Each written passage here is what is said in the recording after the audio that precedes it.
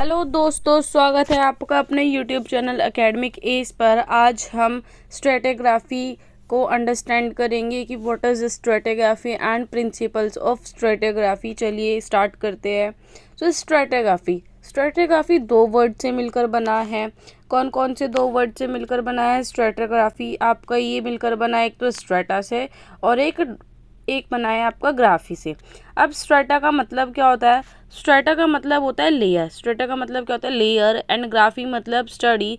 तो हम क्या कह सकते हैं कि जो स्ट्रेटोग्राफी है वो ब्रांच है किसकी? जियोलॉजी की, जो डील करती है किससे? स्टडी ऑफ रॉक लेयर से। रॉक लेयर को हम क्या बोलते हैं? रॉक लेयर मतलब हमारा स्ट्रेटा हो गया, और उसके सीक्वेंस को, उसके रिलेशनशिप को एक दूसरे के साथ। एंड देन आपका क्या कहता है? जो स्ट्रेटोग्राफी होती है, स्ट्रेटोग्राफी क्या करता है? स्ट्रेटोग्राफी आपका एक प्रिंसिपल यूज़ करता है इंटरप्रेट करने में जो भी आपके जियोलॉजिकल इवेंट्स होते हैं। इसी वजह से हम इसको क्या बोल सकते हैं? इसी वजह से हम इसको हिस्टोरिकल जियोलॉजी भी बोल सकते हैं। नेक्स्ट कहता है कि अगर हमें डिटरमाइन करना है नेचर और टाइप ऑफ रॉक, तो हम क्या कहेंगे? इसको हम लिथोलॉजी कहते हैं। और जो लिथोलॉजी होती है ये एक बहुत इंपॉर्टेंट एस्पेक्ट होता है स्ट्रेटोग्राफी स्टडी करने में। अभी जो एस्पेक्ट होता है इसी को हम क्या कहते हैं? इसी को हम लिथोस्ट्रेटोग्राफी कहते हैं। तो अगर मैं आपसे कहूँ कि लिथोस्ट्रेटोग्राफी है क्या एक्चुअली, तो हम लिथोस्ट्रेटोग्राफी कह सकते हैं जो भी हमारा नेचर और जो भी हमारा टाइप होगा ना रॉक का, नेचर और टाइप होगा हमारा रॉक का, वो क्या कहलाएगा? वो हमारा लिथोस्ट्रेटोग्राफी कहलाएगा। नेक्स्ट अब इसमें हम बात करते हैं, इसमें कहते हैं जो आपका इम्पोर्टेंट एस्पेक्ट होता है जिसमें आपको स्टडी करनी होती है फॉसिल्स की। फॉसिल्स जो भी आपकी रीक सीक्वेंस में प्रेजेंट होते हैं इसको हम बायोस्ट्रेटोग्राफी कहते हैं। बायोस्ट्रेटोग्राफी की वजह से ही ये पॉसिबल हो पाया है कि हम एक टाइम सीक्वेंस को क्या कर सके, एक बता सके। उसके बाद आता है आपका क्रोनोस्ट्रेटोग्राफी। चलिए आगे मूव करते हैं। आई होप आपको स्ट्रेटोग्राफी समझ में आया होगा। एक बार और रिवाइज कर लेते हैं। स्ट्रेटोग्राफी क्या है? स्ट्रेटोग्राफी एक ब्रांच है जियोलॉजी की जिसमें हम स्टडी करते हैं किसकी? रॉक लेयर्स की।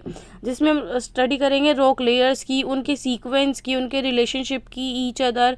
और हमें जो स्ट्रेटोग्राफी है वो प्रोवाइड कराएगा एक सिंपल प्रिंसिपल को क्या इंटरप्रेट करने में जो भी आपका जियोलॉजिकल इवेंट होगा। इसी वजह से हम इसको हिस्टोरिकल जियोलॉजी कहते हैं। आई होप आपको समझ में आया होगा। नेक्स्ट अब हम बात करते हैं। नेक्स्ट में आता है आपकी बेसिक प्रिंसिपल्स ऑफ स्ट्रेटोग्राफी। अब इसके बेसिक प्रिंसिपल ऑफ स्ट्रेटोग्राफी कौन कौन से है? इसके बेसिक प्रिंसिपल्स ऑफ स्ट्रेटोग्राफी, इसमें आपको 8 बेसिक प्रिंसिपल्स पढ़ने स्ट्रेटोग्राफी के। फर्स्ट आता है आपका law of order of superposition, original horizontality, lateral continuity. Next आता है cross cutting, inclusion, unconformity, fossil succession. And next आता है आपको यूनिफॉर्म मेटारिज्म एंड कैटामॉर्फिज्म। चलिए इनको एक एक करके समझते हैं।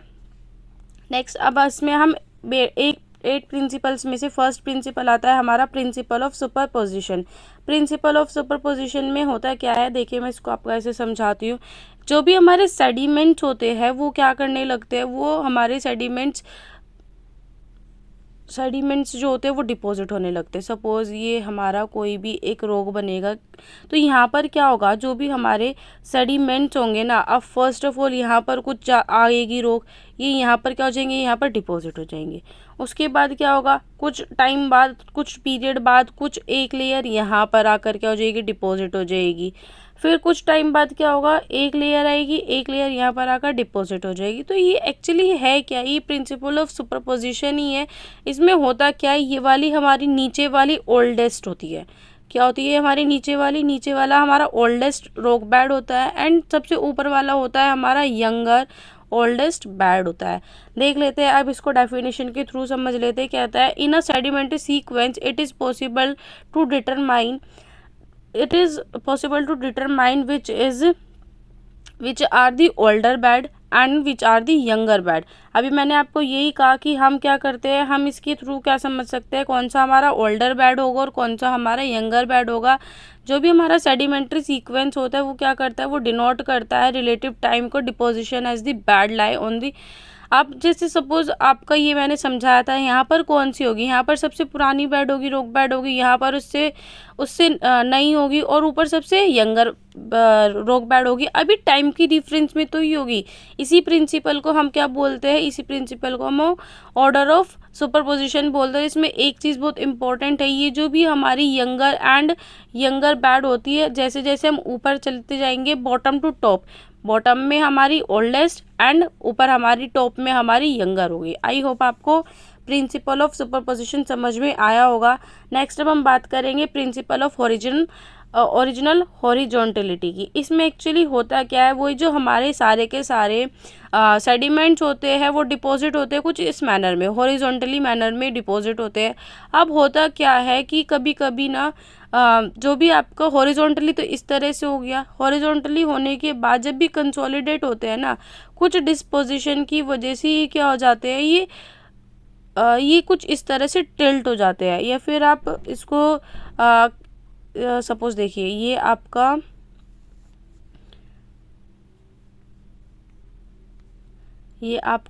एक बेड हो गया, ठीक है, हॉरिजॉन्टली डिपॉजिट हो रहे हैं, सेडिमेंट्स डिपॉजिट हो रहे हैं, लेकिन यहाँ पर क्या हो गया, आपका फोल्डिंग्स या फिर टिल्टिंग की वजह से एक स्ट्रक्चरल चेंज आया, और ये हल्के हल्के से ऐसे क्या करने शुरू हो गए, ये इस तरह से डिपॉजिट होने शुरू हो गए। तो इसमें क्या होगा आपका, ये यहाँ पर धीरे धीरे ऐसे रॉक बेड था, ये इस तरह से डिपॉजिट होने शुरू हो गए। अब इसको डेफिनेशन के थ्रू पढ़ लेते हैं कि sediments in a basin or always deposited in horizontal manner irrespective of shape of basin। अब बेसिन की जो भी शेप है उसके रिस्पेक्टिव में कुछ भी हो, लेकिन जो होंगे हमारे सारे के सारे सेडिमेंट्स वो हमारे हॉरिजॉन्टली मैनर में क्या होने वाले, डिपॉजिट होने वाले हैं। नेक्स्ट कहता है जो हमारा टिल्टिंग या फिर फोल्डिंग स्ट्रक्चरल चेंज की वजह से जो रॉक्स होते हैं वो डिपॉजिट हो जाते हैं और कंसोलिडेट हो जाते हैं, जिसकी वजह से जो हमारी स्टडी होती है रॉक की वो हमें विजुअलाइज होने लगती है उनके नेचर की वजह से, not in their present deposition. यहाँ पर अब हम नेचर को देखेंगे कि किसका नेचर सबसे ज़्यादा पुराना है एंड किसका नेचर सबसे ज़्यादा नया है, हम उनके डिपोजिशन को नहीं देखते हैं। आई होप आपको ये समझ में आया होगा प्रिंसिपल ऑफ ओरिजिनल हॉरिजॉन्टलिटी। नेक्स्ट पर अब हम मूव करते हैं। नेक्स्ट हमारा क्या है, नेक्स्ट थर्ड लॉ आता है हमारा principle of lateral continuity. Principle of lateral continuity में होता क्या है, प्रिंसिपल ऑफ लेटरल कॉन्टिन्यूटी भी समझ लेते हैं। इसमें देखिए क्या कहता है, in a basin sediments are spread in all direction during the course of the deposition. जो भी हमारे सेडिमेंट्स होते हैं ना वो सारे के सारे डायरेक्शंस में क्या आने लगते हैं, कुछ इस डायरेक्शन में कुछ इस डायरेक्शन में क्या आने लगेंगे, डिपॉजिट होने लगेंगे। फिर ये क्या कहता है, लेकिन जब हम इनको ट्रेस करते हैं ना तो ये लेटरल कॉन्टिन्यूटी को शो करते हैं। ये किसकी वजह से होता है lateral continuity, this is because the subsequent erosion along the valley has removed these sediments but originally they were deposited in continuity which extends up to limit the basin its sufficient amount of sediment is available। देखिए मैं इसको आपको इस तरह से समझाती हूँ। हुआ क्या, सपोज हमारा ये बेड रॉक था, ये हमारा बेड रॉक तैयार हो रहा था, ये सेडिमेंट्स आकर ऐसे डिपॉजिट हो रहे थे सभी डायरेक्शंस में, लेकिन क्या हुआ जब कोई एक वैली आई ना तो वैली की वजह से क्या हुआ, वैली की वजह से ना इसमें क्या आने लगा, इसमें कुछ इस तरह से यहाँ पर ये चीज़ आपकी क्या हो जाएगी, ये चीज़ आपकी फिनिश हो जाएगी और यहाँ पर आपको एक वैली अपीयर होने लगेगी। बात समझ में आई आपके, ये होता है हमारा लेटरल कॉन्टिन्यूटी का प्रिंसिपल। आई होप आपको ये समझ में आया होगा। प्रिंसिपल ऑफ क्रॉस कटिंग समझ लीजिए। प्रिंसिपल ऑफ क्रॉस कटिंग में क्या कहता है, if one geological feature cut any another rock the feature has been cut is older younger feature cut, और younger feature को हम क्या बोलते हैं, ट्रोनिकेट बोलते हैं older feature। इसमें बेसिकली इतना समझने वाली बात नहीं। इसमें देखिए ये होता है कि आपका कोई भी एक पुराना रॉक बेड हो गया, अब इस पुराने रॉक बेड को ना ये आपका पुराना रॉक बेड हो गया, इस पुराने रॉक बेड को ना कोई नया बेड रॉक आकर इस तरह से कट कर देता है, इसी को हम बोलते हैं क्रॉस कटिंग। रिलेशनशिप। आई होप आपको ये वाला प्रिंसिपल भी समझ में आया होगा। नेक्स्ट प्रिंसिपल की तरफ मूव करते हैं। नेक्स्ट प्रिंसिपल आता है हमारा principle of conclusion. Principle of conclusion में क्या है, principle of inclusion, sorry by mistake हो गया, कंक्लूजन नहीं इंक्लूजन। इसमें होता क्या है, इसमें ना जो भी आपका ओल्डर होगा, सपोज ये वाला आपका ओल्डर बेड है, तो इस ओल्डर बेड को ना जो आपका यंगर होगा, आपका यंगर रोक बेड होगा, वो अपने अंदर क्या कर लेगा, इंक्लूड कर लेगा। इसी को हम प्रिंसिपल ऑफ इंक्लूजन कहते हैं। नेक्स्ट हम बात करते हैं प्रिंसिपल ऑफ अनकन्फर्मिटीज़ की। प्रिंसिपल ऑफ अनकन्फर्मिटीज़ में क्या कहता है, प्रिंसिपल ऑफ अनकन्फर्मिटीज़ कहता है कि जो भी आपका सेडिमेंट्स होते हैं वो क्या होते हैं, वो कॉन्टिन्यूसली डिपॉजिट होते रहते हैं, लेकिन कुछ कभी कभी इस तरह से हो जाता है जो उसकी सेडिमेंटेशन होती है ना, वो ब्रेक हो जाती है। सेडिमेंटेशन क्या हो जाती है, इसकी ब्रेक हो जाती है कुछ इस तरह से, जिसकी वजह से हम इसको क्या कहते हैं, जिसकी वजह से हम इसको प्रिंसिपल ऑफ अनकन्फर्मिटीज़ का प्रिंसिपल कहते हैं। नेक्स्ट पर मूव करते हैं। अब नेक्स्ट क्या कहता है, नेक्स्ट में हमारा आता है principle of fossil succession. Fossil succession से यहाँ पर पता चल रहा है कि यहाँ पर आपके क्या होंगे, जो भी आपके फोसल्स होंगे, भाई जो पुराने फोसल्स होंगे वो आपके रहने वाले, देखिए इसको पढ़ लेते हैं। Most sedimentary rocks bears fossils that are remains of organism of the past. अब भाई पास्ट के जो भी आपको फोसल्स मिले, ठीक है, but the type and the species of organism keep changing from time to time. Obvious ही बात है, टाइम टू टाइमली ऑर्गेनिज्म क्या होते जाते हैं, चेंज होते जाते हैं, उनकी स्पीशीज़ चेंज हो जाती है। आप ह्यूमन्स को देख लीजिए, पहले ह्यूमन्स का जो साइज़ था, जो उनकी लंबाई थी, वो ज़्यादा थी आज के कंपैरिजन में, तो जिसकी वजह से क्या होगा, फोसल्स क्या होंगे, वो सेम नहीं होंगे सभी स्ट्रेटा में, जिसकी वजह से हम टाइप्स ऑफ बेसिस के थ्रू हम क्या पता कर सकते हैं, हम इसको पॉसिबल हो जाता है डिफ्रेंशिएट करने में कि कौन सा बैड कौन से टाइम का है। फिर इसमें क्या कहता है, fossils helps in classifying the sequence of rock and establishing a succession in time of deposition. I hope आपको फोसल सक्सेशन भी समझ में आएगा। नेक्स्ट आता है हमारा यूनिफॉर्मिटिज्म एंड कैटामॉर्फिज्म। अब इसमें एक बहुत ज़रूरी प्रिंसिपल दिया है, ये यूनिफॉर्मिटिज्म का मैंने आपको लास्ट वीडियो में भी बताया था कि जो प्रिंसिपल है ये जेम्स हटन ने दिया है। अब उन्होंने क्या कहा है, जो भी हमारा आज प्रेजेंट है ना, वो की है हमारे पास्ट की। यूनिफॉर्मिटिज्म क्या होता है, एक स्लो प्रोसेस होता है जो कि क्या करता है, आपका जो एकदम से नहीं होता है, सडनली नहीं होता है, आराम आराम से होता है, टाइम लेता है, लेकिन ये देखा गया। अब ये तो हमारा यूनिफॉर्मिटिज्म हो गया कि हर एक प्रोसेस जो होती है वो स्लोली होती है, और जो हमारा प्रेजेंट है वो हमारा पास्ट है, पास्ट की है। नेक्स्ट अब हम इसमें कहते हैं कैटामॉर्फिज्म। कैटामॉर्फिज्म में क्या होता है कि ये नोटिस किया गया है, जो मेजर चेंज आया ना अर्थ में, वो एकदम से आ गया, जिसको हमने क्या कहा, कैटास्ट्रॉफिक इवेंट का है, जिसकी वजह से जो अर्थ की हिस्ट्री है उसमें क्या आ गया, लॉन्ग पीरियड्स आ गए, किसके, ग्रेजुअल एंड यूनिफॉर्म चेंजेस के, जिसकी वजह से यहाँ पर क्या होगा, आपको कैटास्ट्रॉफिक इवेंट्स देखने को मिलेंगे। यही हमारे क्या होते हैं, यही हमारे यूनिफॉर्मिटिज्म और कैटामॉर्फिज्म का प्रिंसिपल है। आई होप आपको सारे प्रिंसिपल से समझ में आए होंगे। नेक्स्ट पर हम मूव करेंगे। अब हमारा स्ट्रेटिग्राफिक क्लासिफिकेशन। स्ट्रेटिग्राफिक क्लासिफिकेशन आपके लिए बहुत इंपॉर्टेंट हो जाता है एग्जाम के पॉइंट ऑफ व्यू से। चलिए उसको समझते हैं। जो हमारा स्ट्रेटिग्राफिक क्लासिफिकेशन होता है उसको हमने मेनली 3 टाइप्स में डिवाइड कर रखा है। फर्स्ट आता है हमारा लिथोग्राफिक स्ट्रेटिफिकेशन, नेक्स्ट आता है हमारा bio, and third one is Chrono. अब इनके बारे में देख लेते हैं ये एक्चुअली है क्या क्या। देखिए जी, इसमें हमारा जो लिथोस्ट्रेटिग्राफी होता है, लिथोस्ट्रेटिग्राफी में हम बेसिकली क्या करते हैं, लिथोस्ट्रेटिग्राफी में हम क्लासिफिकेशन पढ़ते हैं किसके बेस्ड पर, रॉक के टाइप पर, कि किस टाइप का रॉक है।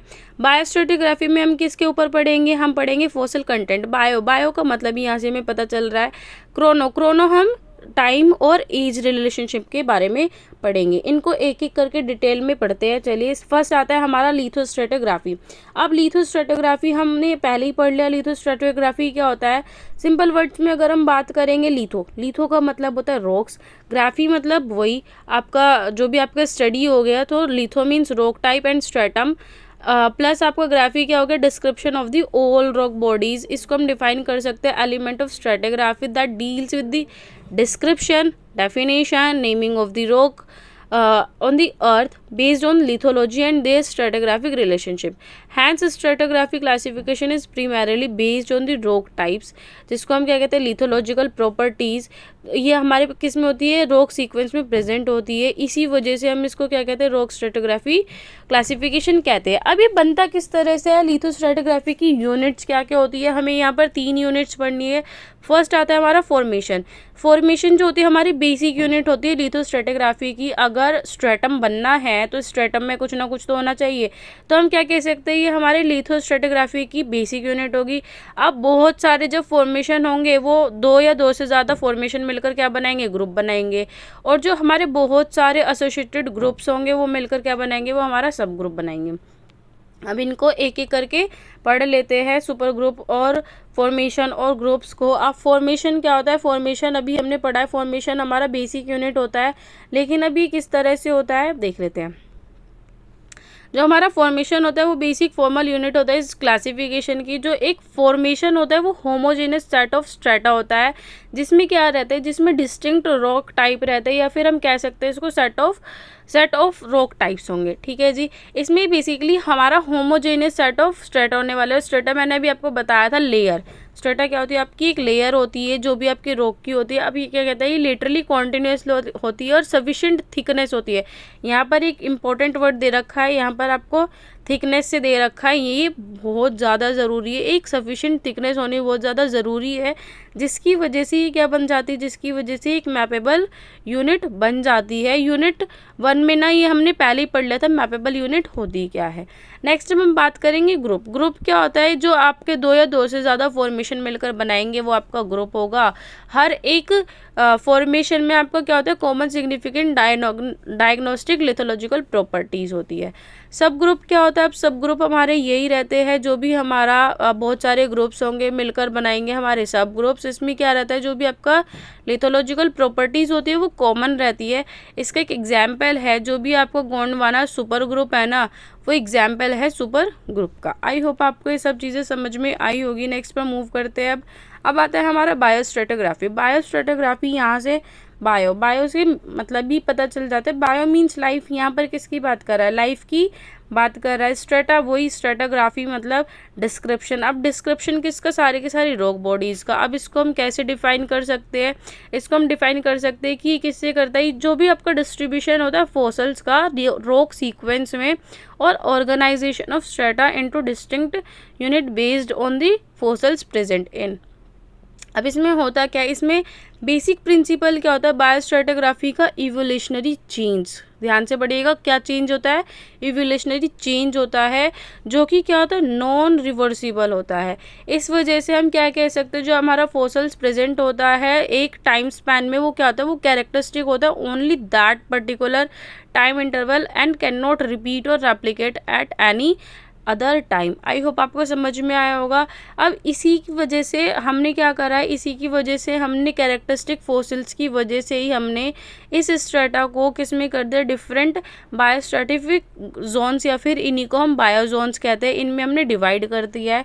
तो चलिए कुछ बायोजोन्स के बारे में भी पढ़ लेते हैं। इसमें आपको 4 बायोजोन्स पढ़ने हैं। 4 बायोजोन्स कौन कौन से पढ़ने हैं आपको, फर्स्ट पढ़ना है इसमें फर्स्ट आ जाएगा आपका रेंज जोन, जिसको हम एक्रोजोन भी बोलते हैं, इंटरजोन, असेंबलेज जोन, जिसको हम जेनोजोन भी बोलते हैं, and fourth one is abundance zone, जो हमारा एकीम जोन के नाम से भी जाना जाता है। अब इनको एक एक करके पढ़ लेते हैं। जो हमारा रेंज जोन होता है, रेंज जोन होता क्या है बेसिकली, इसमें कुछ नहीं है।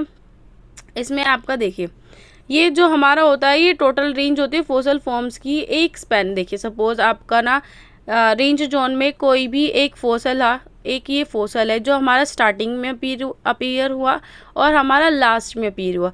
बस इसके बीच का जो भी टाइम होगा, किस तरह से उसने चेंज आए, किस तरह से उसमें कौन सा मॉर्फोलॉजिकल चेंज आए, एक शॉर्ट पीरियड में जो भी इसका डिस्ट्रीब्यूशन होगा ना, हम क्या कहेंगे, इसी को रेंज जोन कहेंगे। बस यहाँ पर एक इम्पॉर्टेंट डेफिनेशन आ जाती है आपकी। वो इम्पॉर्टेंट डेफिनेशन क्या है, वो इम्पॉर्टेंट डेफिनेशन यहाँ पर आपकी बन जाती है इंडेक्स फॉसिल की। इंडेक्स फॉसिल क्या होता है, एक्चुअली इंडेक्स फॉसिल होता है जो भी हमारा जोन जोन्स एंड करता है लास्ट प्रेजेंस में एक फिक्सिंग जोन। जो भी आपका एक रेंज जोन होता है वो फिक्स हो जाता है। Only those fossils can be utilized which have a short time range and as far as possible wide geographical distribution, such fossils are known as index fossils। अब इसी के बेसिस पर जो भी हमारे ये रेंजेस होते हैं फॉसिल्स के, इनको हमने बायोजोन्स को क्या कर दिया है, फिक्स्ड कर दिया है। अब यहाँ पर दो तरह के बायोजोन्स होते हैं, कौन कौन से, एक पार्शियल रेंज जोन होता है, एक होता है कॉन्क्रीट रेंज जोन। इनको डीपली पढ़ने की इतनी नीड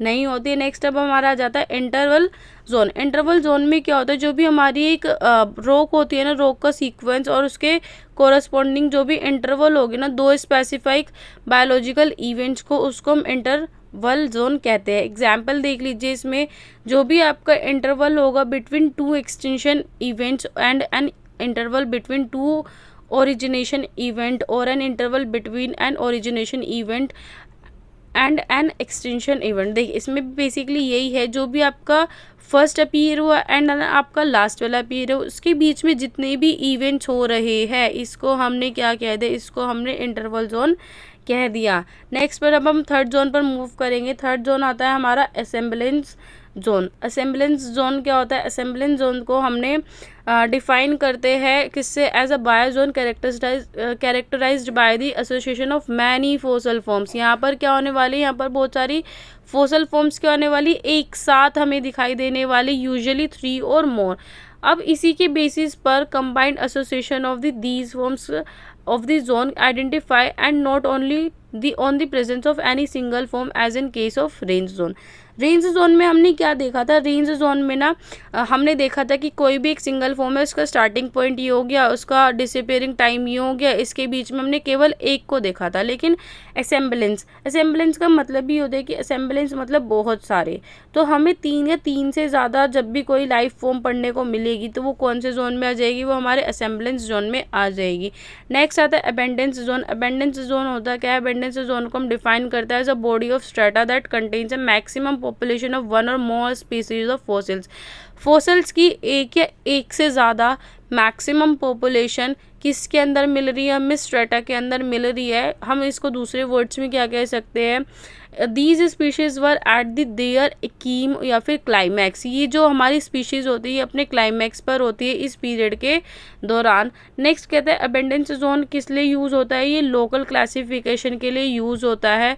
इसके लिए नहीं बल्कि ये इसके क्या होता है, ये don't have wide spread application, इसकी ज़्यादा एप्लीकेशन नहीं होती है। ये जो कॉमनली यूज होता है ये केवल और केवल ऑयल इंडस्ट्री में यूज़ होता है। किसको क्लासीफाई करने के लिए, लोकल स्ट्रेटिग्राफिक सेक्शन को ऑयल फील्ड में क्लासीफाई करने के लिए हम अबेंडेंस जोन का यूज़ करते हैं। आई होप आपको ये समझ में आया होगा। नेक्स्ट अब हम बात करेंगे क्रोनोस्ट्रेटिग्राफी की। क्रोनो मीन्स टाइम, स्ट्रेटिग्राफी वही आपका डिस्क्रिप्शन ऑफ ऑल बॉडीज़। तो यहाँ पर अब हम क्या करने वाले हैं, यहाँ पर आपका जो भी आपके एलिमेंट्स होंगे ना वो डील करेंगे रिलेटिव टाइम के साथ, ठीक है। इसी वजह से हमने इसको क्या कह दिया, इसी वजह से हमने इसको क्रोनोस्ट्रेटिग्राफी कह दिया। अब इसमें यूनिट्स आ जाती है, फर्स्ट आपकी स्टेज आती है, सीरीज आती है, सिस्टम, एरिथम एंड इनोथेरम। इसका हायरार्की सिस्टम बहुत ज़रूरी होता है, तो प्लीज़ इसको एक बार देख लीजिएगा हायरार्की सिस्टम को इसके। अब इसमें हम धीरे धीरे एक चीज़ हो रहा है यहाँ पर, एक जियोक्रोनोलॉजिकल होती है जो कि एक ब्रांच होती है जियोलॉजी की। ये डील करती है dating of rock formation and geological events को। यहाँ पर बेसिकली आपका क्या होता है, यहाँ पर आपका ये सेम होता है इसकी तरह ही, क्रोनोस्ट्रेटिग्राफी की तरह ही, बस यहाँ पर ये क्या हो जाता है, ये डेटिंग को जो भी रॉक फॉर्मेशन होंगे ना उनके डेट्स को, उनके इवेंट्स को ईयर बाय ईयर और रेडियोएक्टिव डेटिंग के मेथड से क्या करते हैं, ये इसको डील करते हैं। जो जियोलॉजिकल यूनिट्स होती हैं इनके सब डिविजन्स होते हैं जियोलॉजिकल टाइम के, एब्स्ट्रैक्ट यूनिट होती है ये, और इनको हम डिफाइन कर सकते हैं क्रोनोस्ट्रेटिग्राफिक यूनिट की तरह ही। इनकी जो क्रोनोलॉजिकल यूनिट होती है वो सबसे पहले आती है एज, फिर आता है आपका एपोच, फिर आता है पीरियड, बहुत सारे पीरियड मिलकर बनाएंगे ईरा, और बहुत सारे ईरा मिलकर बनाएंगे ईओन। नेक्स्ट पर मूव करते हैं। अब हम इनको एक 1 बाय 1 करके पढ़ लेंगे। बस ये आपकी लास्ट रहेगी। इसमें देख लेते हैं स्टेज क्या होती है। स्टेज आपकी सबसे लोएस्ट वाली हम कहेंगे, बिल्कुल बेसिक होती है। यहाँ पर आपका ये रैंकिंग होती है क्रोनोस्ट्रेटिग्राफी में। इसमें आपका क्या रहता है, जो भी आपके रॉक्स फॉर्म होंगे ना एक पर्टिकुलर एज के थ्रू, वहाँ पर आपका हमें ये स्टेज में हम कंसीडर करेंगे, और ये कोरस्पॉन्डिंग होते हैं जियोक्रोनिकल और इक्विवेलेंट होते हैं उसके एज के। नेक्स्ट आता है आपके सीरीज में क्या होंगे आपके, ये आपके स्टेज से ऊपर वाली और सिस्टम के नीचे वाली होती है। अब जो आपका अप्रोच होता है जियोक्रोनोलॉजिकल यूनिट में, इसकी इक्विवेलेंट यूनिट होती है। सिस्टम क्या होता है, सिस्टम एक मेजर रैंक होती है क्रोनोस्ट्रेटिग्राफिक यूनिट की। ये सीरीज से ऊपर होती है और एरिथ्रम के नीचे होती है। एक एग्जाम्पल दे रखा है इसका, ट्रायसिक सिस्टम। एरिथ्रम में आपका यहाँ पर बहुत सारे ग्रुप्स होते हैं, जैसे इसका एग्जाम्पल हो गया मीजोइक एरिथ्रम, जिसमें आपका जुरासिक सिस्टम आ जाता है, ट्रायसिक सिस्टम आ जाता है और क्रेटेशियस सिस्टम आ जाता है। एरिथ्रम मतलब बहुत सारे सिस्टम्स का ग्रुप, जैसे इसमें एक एग्जाम्पल हो गया मीजोइक एरिथ्रम। नेक्स्ट अब हमारा आता है इयोथम। इयोथिम क्या होता है, ये बहुत सारे ग्रुप्स एरिथ्रम के कंसिस्ट करने वाले हैं। ये सबसे हायर होता है रैंक में एरिथ्रम से, और इसकी इक्विवेलेंट होता है इयोन। आई होप आपको ये सब चीज़ें समझ में आई होगी। अगर आपको वीडियो अच्छी लगी हो तो प्लीज़ शेयर कीजिएगा, लाइक कीजिएगा, और दोस्तों आपको जिस भी आपको टॉपिक की नई वीडियो चाहिए तो प्लीज़ मुझे बताइएगा, मैं उस पर अपना 100% देने की कोशिश करूँगी। थैंक यू वेरी मच दोस्तों।